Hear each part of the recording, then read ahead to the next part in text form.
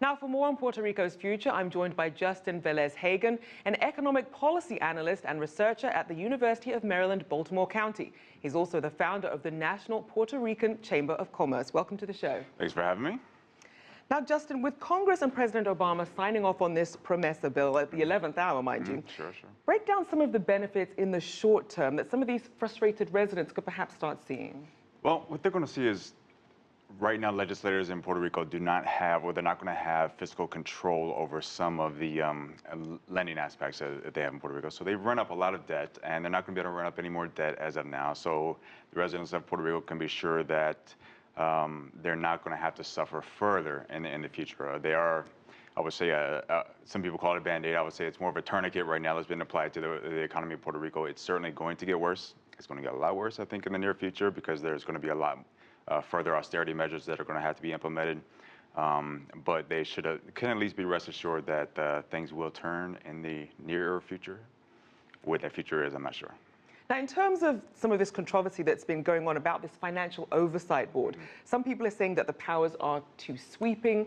What do you think about it? They're pretty broad, and that's kind of the intention of the bill, is to take away the power from local politicians. The reason why that was so important is because local legislators have had this kind of political dilemma where they couldn't implement the austerity measures that Puerto Rico needed because they knew they couldn't get reelected or elected in the first place if they even proposed them.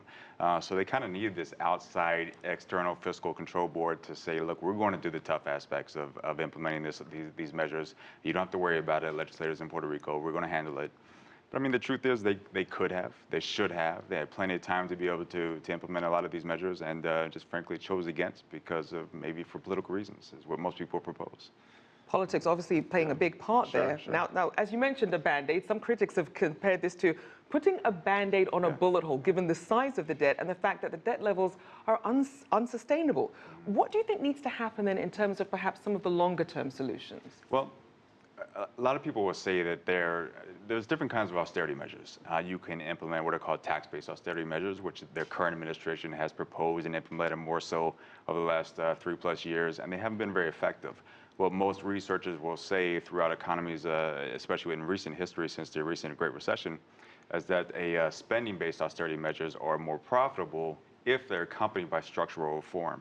So Puerto Rico needs to implement some of those structural reform policies in the labor market, in the tax market. Some of the tax incentives need to be adjusted so that they're fair for business incentive, foreign direct investment, as well as local businesses that operate in Puerto Rico. So there's a lot of adjustments that should be made to accompany those austerity measures. If they do, then they'll eventually turn the corner, and I think they'll be better off.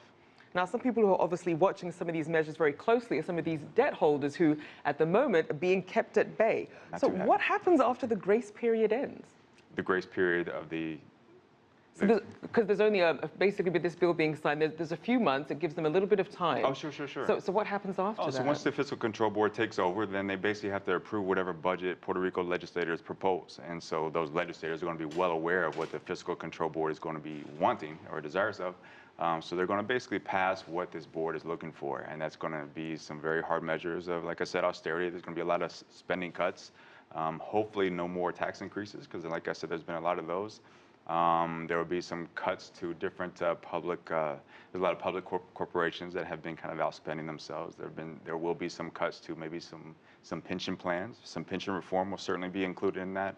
Hopefully it won't be something that will hurt too many of the islanders that are in such need of any type of income going forward.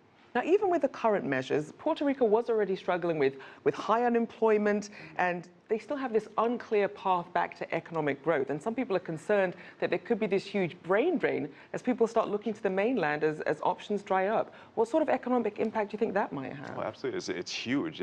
They're losing approximately 2 to 3% of the population every year. And at first people thought, well, these are perhaps the poor population who can't find jobs. No, they're the professionals. They're sometimes the ones that can find jobs, but they're just not happy with their future prospects. So they're saying, I can afford to move, and I see greener pastures in the mainland. Why not move? So that has huge implications going forward, because they're taking their families, they're taking their wealth, they're taking the future generations that they tend to contribute a little bit more greatly to the economy of Puerto Rico, and they're just taking all these people and moving them to the mainland, which is great for other areas of the U.S. But for Puerto Rico, of course, that may not be irreparable. It may be irreparable, may have long-term consequences that are just going to last for generations. Now, one thing that this issue has brought up is this issue of a potential path to statehood. And as a territory, Puerto Rico is in that gray area where they don't have access to the same fiscal tools as, say, Detroit when it was looking to file for bankruptcy. How likely do you think this debt crisis is to perhaps push lawmakers to perhaps consider Puerto Rico to have that pathway? I think that the mood in Puerto Rico has been shifted towards statehood, frankly. And I think it's been partly because some of the people that have been running the island for at least the last 3 years have been proponents of the status quo. They like the Commonwealth status of Puerto Rico.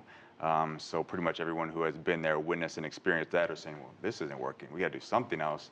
And then they also realize that independence is pretty scary. Taking care of yourself is scary for anybody. So they say, well, what's the next best alternative? Maybe becoming a state. And frankly, if they became a state, there would be a lot more transfer benefits, a lot more opportunities for the U.S. federal government to be able to shift some revenues down to Puerto Rico to help the islanders to be able to take care of themselves and maybe give them a little bit of the boost that they need to maybe solve some of the poverty issues or the housing issues or the healthcare issues. So there might be a little bit more economic parity involved, at least from a welfare perspective, by becoming a state. Now that begets the issue for most of the other states who are concerned with that aspect of it, who say, now we're shifting revenues potentially down to Puerto Rico. So as Puerto Rico is becoming increasingly desirous of becoming a state, the other states are becoming decreasingly interested in that happening as well. So it's kind of an interesting potential catch-22 that may happen. Certainly an interesting path ahead. Unfortunately, we'll have to leave it there. Justin Velez-Hagan from the University of Maryland-Baltimore County, thank you so much. Thank you for having me.